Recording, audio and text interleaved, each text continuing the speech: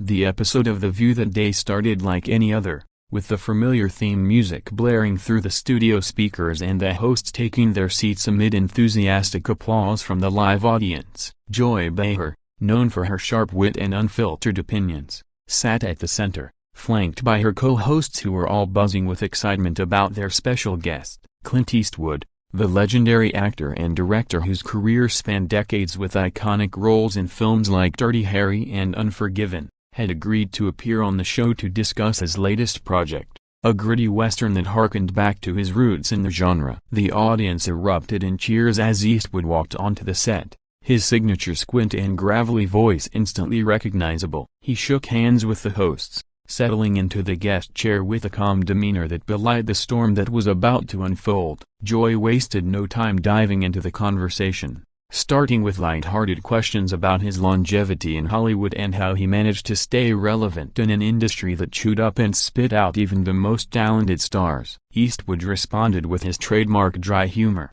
recounting anecdotes from his early days working with Sergio Leone on the spaghetti westerns that made him a household name. The co-hosts laughed along, but there was an undercurrent of tension in the air, as everyone knew Eastwood's conservative political views often clashed with the predominantly liberal panel. Joy, ever the provocateur, steered the discussion toward more controversial territory, asking about his past support for Republican candidates and his thoughts on current social issues. Eastwood answered thoughtfully, emphasizing personal freedom and individual responsibility, but Joy pressed harder, challenging him on topics like gun control and environmental policies. The exchange began to heat up, with Joy accusing Eastwood of being out of touch with modern America, while he countered by questioning the effectiveness of certain progressive agendas. The audience shifted uncomfortably in their seats as the back and forth intensified, but no one could have predicted just how explosive it would become. Eastwood, maintaining his composure, shared a story from his time as mayor of Carmel by the Sea, where he focused on practical governance over ideological battles. Joy interrupted, dismissing his experience as irrelevant in today's polarized climate, which prompted Eastwood to lean forward, his eyes narrowing in that famous glare. He reminded her that respect for differing opinions was the foundation of democracy, but Joy doubled down, citing statistics and op-eds that painted conservatives in a negative light. The other hosts tried to interject with mediating comments, but the momentum was building toward a confrontation. Eastwood's voice grew firmer as he defended his beliefs, drawing on his life experiences from serving in the Korean War to raising a family in the spotlight. Joy, not one to back down, fired back with pointed remarks about Hollywood's elite and their disconnect from everyday people, ironically coming from a panel of celebrities themselves. The studio lights seemed brighter, the air thicker, as the debate veered into personal territory. Eastwood questioned the show's bias, suggesting that true dialogue required listening, not lecturing. Joy scoffed, accusing him of mansplaining, which elicited gasps from the crowd. At this point, the producer in the control room was likely sweating, monitoring the viral potential of the moment. Eastwood paused, taking a sip of water, before delivering a line that echoed his movie personas. "You've got to ask yourself one question. Do I feel lucky? Well, do ya, punk?" But this wasn't a script, it was real. Or at least as real as daytime TV gets. The laughter was nervous, and Joy's response was swift, challenging him on toxic masculinity in his films. Eastwood shook his head, smiling faintly, but the frustration was evident. As the segment progressed, the clash showed no signs of abating, setting the stage for the shocking walkout that would soon dominate headlines and social media feeds across the nation. As the interview delved deeper,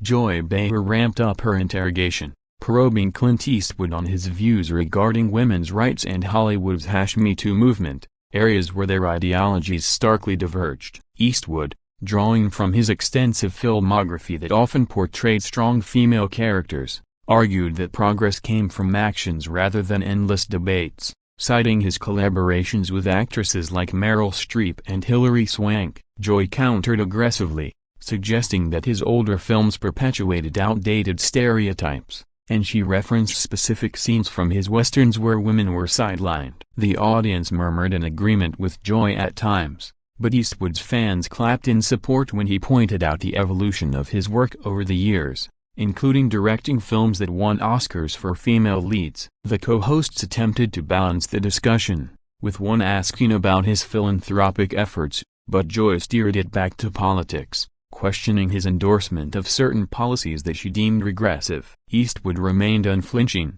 his voice steady as he explained his belief in limited government intervention and personal accountability. Joy's frustration mounted, her tone sharpening as she accused him of ignoring systemic inequalities. Eastwood responded by sharing a personal anecdote about growing up during the Great Depression, emphasizing resilience and hard work as keys to overcoming adversity. This only fueled Joy's rebuttal, as she brought up economic disparities in contemporary America, backed by data from recent studies. The exchange grew more animated, with gestures and raised voices punctuating their points. Eastwood leaned back, crossing his arms, a subtle sign of his growing impatience. Joy, sensing an opening, pressed on about climate change, mocking his past comments on environmentalism. Eastwood fired back, highlighting his conservation efforts in California and questioning the hypocrisy of celebrities who preached while living lavishly. The studio audience was divided,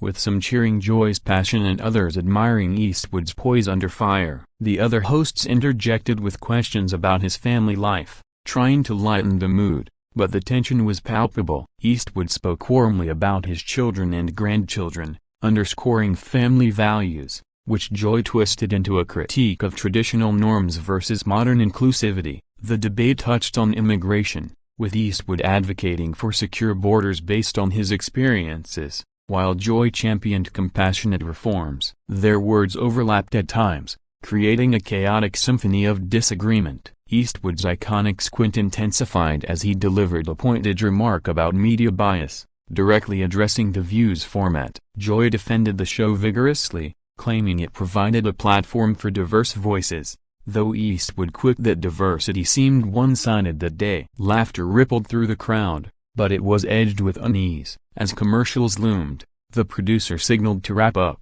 but the clash showed no signs of resolution. Eastwood's body language shifted. He uncrossed his arms, placing his hands on the armrests as if preparing to stand. Joy, undeterred, launched into another question about gun violence, referencing his Dirty Harry role. Eastwood sighed audibly, explaining the difference between fiction and reality, but Joy interrupted, accusing him of glorifying violence. This was the tipping point. Eastwood's patience wore thin, and the audience held its breath, anticipating the dramatic escalation that would lead to his abrupt departure from the set. The cameras captured every nuance, ensuring this moment would go viral, sparking debates online about civility in discourse and the role of talk shows in amplifying conflicts. The confrontation reached its boiling point when Joy Behar directly challenged Clint Eastwood on his political affiliations, bringing up his famous empty chair speech at the Republican National Convention years ago. She labeled it as outdated and embarrassing,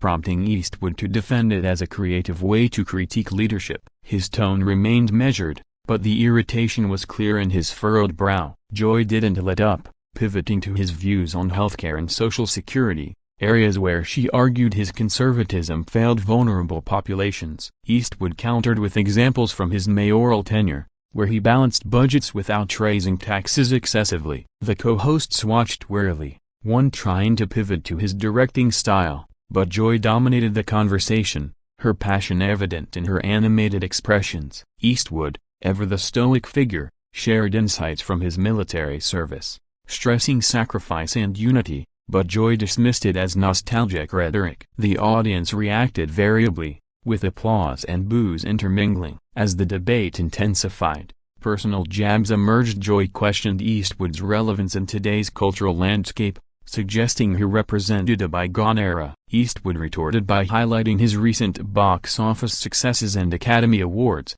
proving his enduring appeal. Joy scoffed, accusing him of entitlement, which drew sharp intakes of breath from the crowd. Eastwood leaned forward, his voice dropping to that gravelly whisper famous from his films, warning against underestimating experience. The exchange turned to foreign policy, with Joy criticizing isolationism and Eastwood advocating for strength through deterrence. Their arguments layered upon each other, creating a tapestry of ideological clash. The studio lights highlighted the sweat on their brows, amplifying the drama. Co-hosts attempted mediation, praising both for their candor, but the momentum was irreversible. Eastwood expressed disappointment in the lack of genuine dialogue, calling out what he saw as ambush tactics. Joy defended her approach as holding power to account, her eyes flashing with defiance. The audience was riveted, phones discreetly recording the spectacle. As time ticked on, Eastwood's responses grew shorter, his patience eroding. Joy pressed on abortion rights,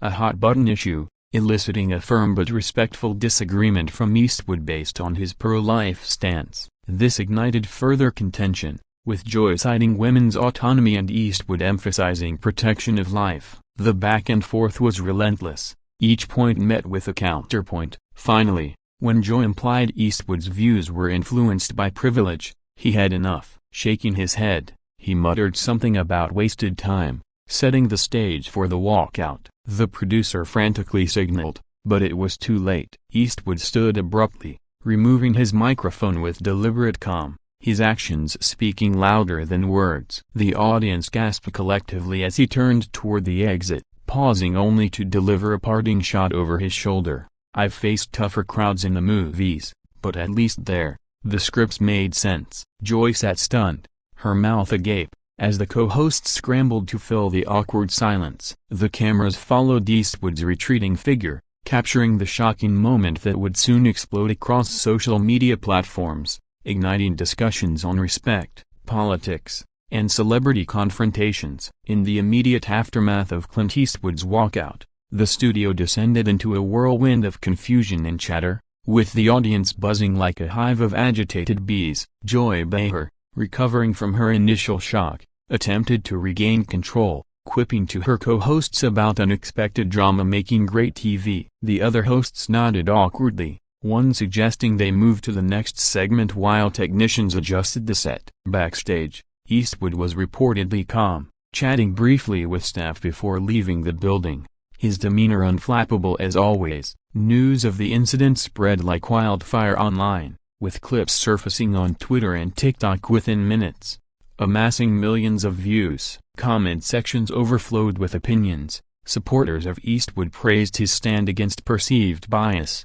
while Joy's fans lauded her for challenging powerful figures. Media outlets picked up the story, analyzing every word and gesture for deeper meaning. Pundits debated whether the clash highlighted the divide in American society or was merely entertainment fodder. Eastwood's representatives issued a brief statement, noting his appreciation for open discourse but disappointment in the turn of events. Joy, on the other hand, addressed it in a subsequent episode, defending her questions as necessary journalism. The viral nature amplified the reach, with memes depicting Eastwood's squint and Joy's expressions flooding the internet. Celebrities weighed in, some siding with Eastwood's poise, others with Joy's tenacity. The views ratings spiked, proving controversy sells. Analysts speculated on long-term impacts, wondering if Eastwood would avoid talk shows henceforth. Joy's career, already robust, gained more notoriety, positioning her as a fearless interviewer. Eastwood returned to his ranch,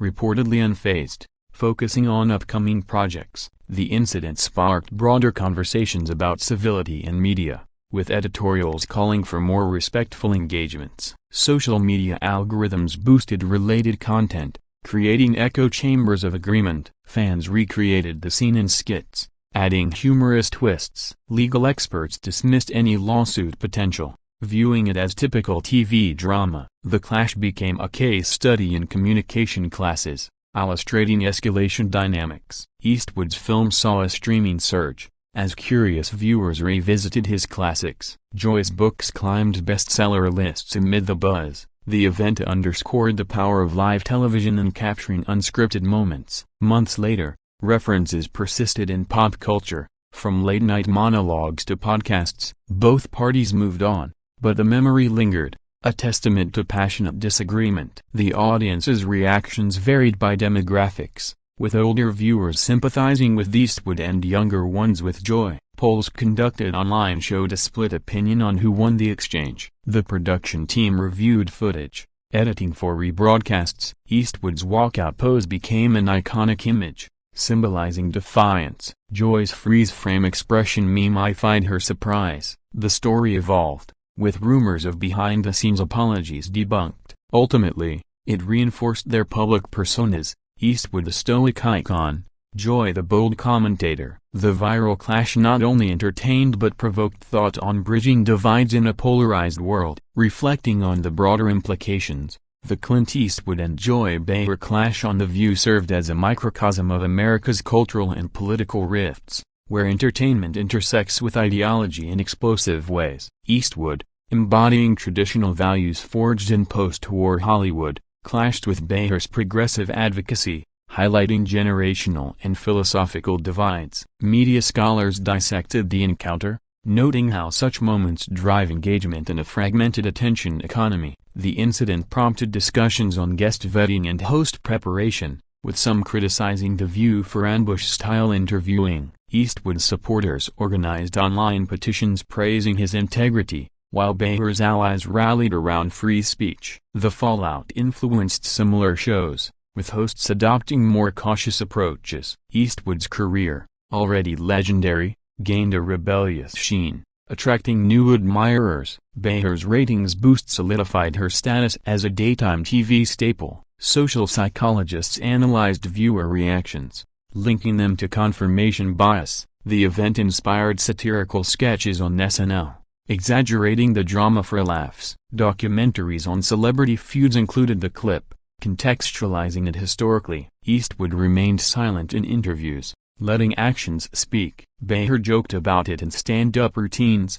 turning lemons into lemonade. The viral video amassed billions of impressions globally, transcending borders. Translations spread the story internationally, sparking debates on American media. Tech companies faced scrutiny for amplifying divisive content. Advertisers monitored sentiment, adjusting placements accordingly. The clash boosted merchandise sales, from Eastwood mugs to Behar tees. Fan fiction emerged, imagining alternate endings. Podcasts dedicated episodes to breakdowns, featuring experts. The moment entered lexicon, with Eastwood walkout synonymizing abrupt exits. Educational programs used it to teach debate skills. Eastwood's philanthropy saw donations increase, inspired by his principles. Behar's charity work gained visibility too. The incident underscored media's role in shaping public discourse. Years on, it remained a reference point for similar controversies. Both figures' legacies were enhanced,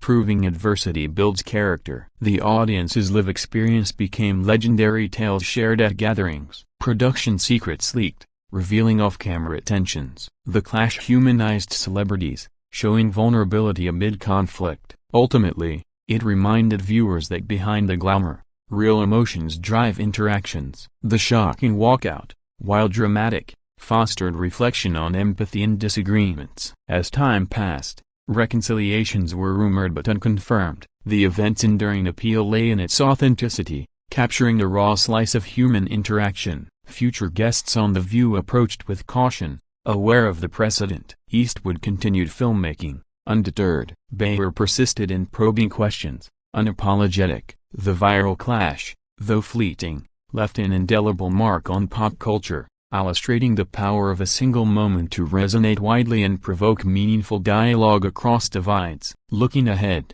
the legacy of Clint Eastwood's viral clash with Joy Behar on The View continues to evolve, influencing how celebrity interviews are conducted and consumed in the digital age. Eastwood, at 95, shows no signs of slowing down, with rumors of new directorial ventures circulating in industry circles. Behar, equally resilient, uses the incident as fodder for her commentary, often referencing it to underscore the importance of tough conversations. The event has been parodied in countless ways, from animated recreations to viral dances on TikTok, keeping it alive in collective memory. Media training programs now include case studies on handling heated exchanges, drawing lessons from both sides. Eastwood's stoicism is celebrated in motivational content, inspiring resilience. Behar's assertiveness empowers advocates for vocal dissent. The clash boosted viewership for The View, leading to format tweaks for more balanced panels. Online forums dissect the psychology,